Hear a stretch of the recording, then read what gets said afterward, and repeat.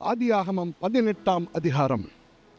பின்பு கர்த்தர் மம்ரேயின் சமபூமியிலே அவனுக்கு தரிசனமானார்.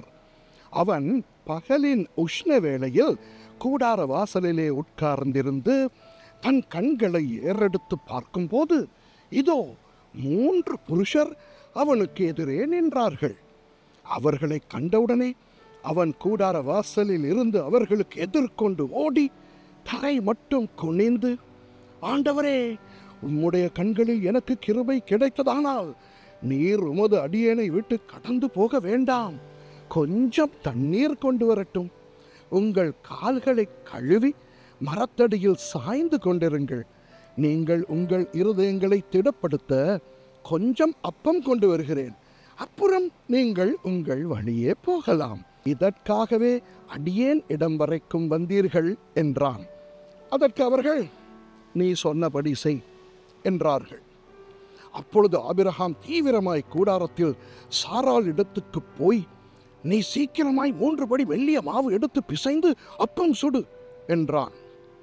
ஆபிரகாம் மாட்டு மந்தைக்கு ஓடி ஒரு நல்ல இளங்கன்றை பிடித்து வேலைக்காரன் கையிலே கொடுத்தான். அவன் அதை சீக்கிரத்தில் சமைத்தான். ஆபிரகாம் வெண்ணெயையும் பாலையையும் சமைப்பித்த கன்றையும் எடுத்து வந்து அவர்கள் முன்பாக வைத்து அவர்கள் அருகே மரத்தடியில் நின்று கொண்டிருந்தான். அவர்கள் புசித்தார்கள். அவர்கள் அவனை நோக்கி, உன் மனைவி சாராள் எங்கே என்றார்கள். அதோ கூடாரத்தில் இருக்கிறாள் என்றான்.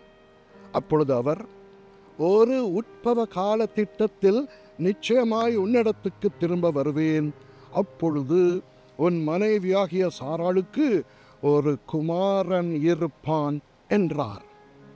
சாராள் அவருக்கு பின்புறமாய் கூடார வாசலில் இதை கேட்டுக்கொண்டிருந்தாள். ஆபிரகாமும் சாராளும் வயது சென்று முதிர்ந்தவர்களாயிருந்தார்கள். ஸ்திரீகளுக்குள்ள வழிபாடு சாராளுக்கு நின்று போயிற்று. ஆகையால் சாராள் தன் உள்ளத்திலே நகைத்து, நான் கிழவியும் என் ஆண்டவன் முதிர்ந்த வயதுள்ளவருமான பின்பு எனக்கு இன்பம் உண்டாயிருக்குமோ என்றாள். அப்பொழுது கர்த்தர் ஆபிரகாமை நோக்கி, சாராள் நகைத்து, நான் கிழவியாயிருக்க பிள்ளை பெறுவது மெய்யோ என்று சொல்வானேன்?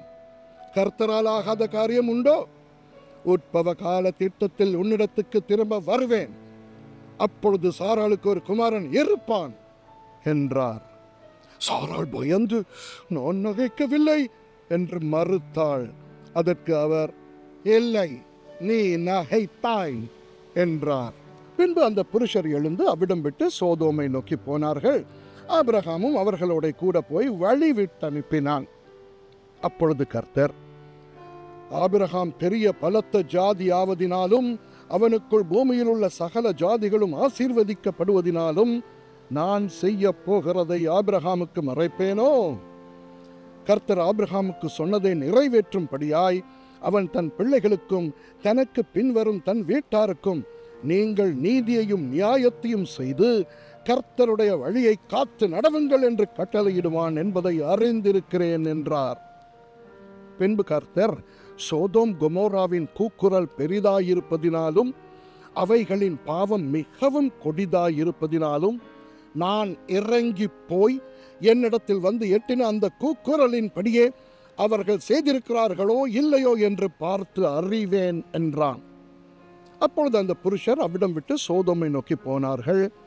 ஆபிரகாமோ பின்னும் கர்த்தருக்கு முன்பாக நின்று கொண்டிருந்தான். அப்பொழுது ஆபிரகாம் சமீபமாய் சேர்ந்து, துன்மார்க்கனோடே நீதிமானையும் அழிப்பீரோ?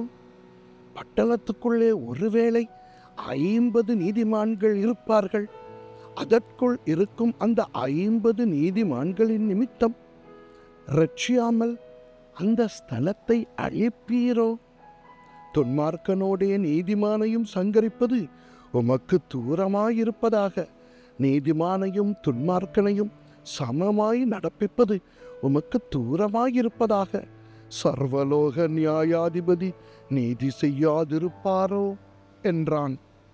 அதற்கு கர்த்தர், நான் சோதோமில் 50 நீதிமான்களை கண்டால் அவர்கள் நிமித்தம் அந்த ஸ்தலம் முழுவதையும் ரட்சிப்பேன் என்றார்.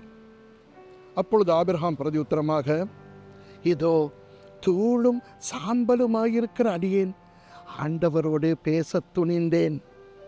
ஒருவேளை 50 நீதிமான்களுக்கு 5 பேர் குறைந்திருப்பார்கள். அந்த 5 பேர் நிமித்தம் பட்டணம் முழுவதையும் அழிப்பீரோ என்றான். அதற்கு அவர், நான் 45 நீதிமான்களை அங்கே கண்டால் அதை அழிப்பதில்லை என்றார்.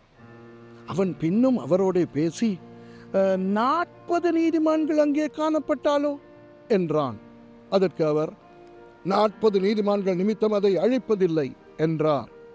அப்பொழுது அவன், நான் இன்னும் பேசுகிறேன், ஆண்டவருக்கு கோபம் வராமல் இருப்பதாக 30 நீதிமான்கள் அங்கே காணப்பட்டாலோ என்றான்.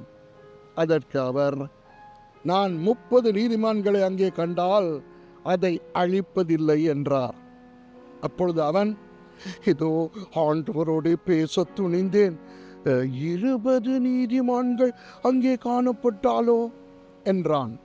அதற்கு அவர், 20 நீதிமான்கள் நிமித்தம் அதை அழிப்பதில்லை என்றார்.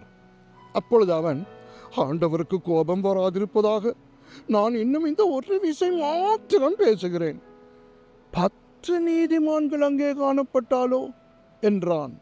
அதற்கு அவர், 10 நீதிமான்கள் நிமித்தம் அதை அழிப்பதில்லை என்றார். கர்த்தர் ஆபிரகாமோடு பேசி முடிந்த பின்பு போய்விட்டார். ஆபிரகாமும் தன்னுடைய இடத்துக்கு திரும்பினான். ஆமேன்.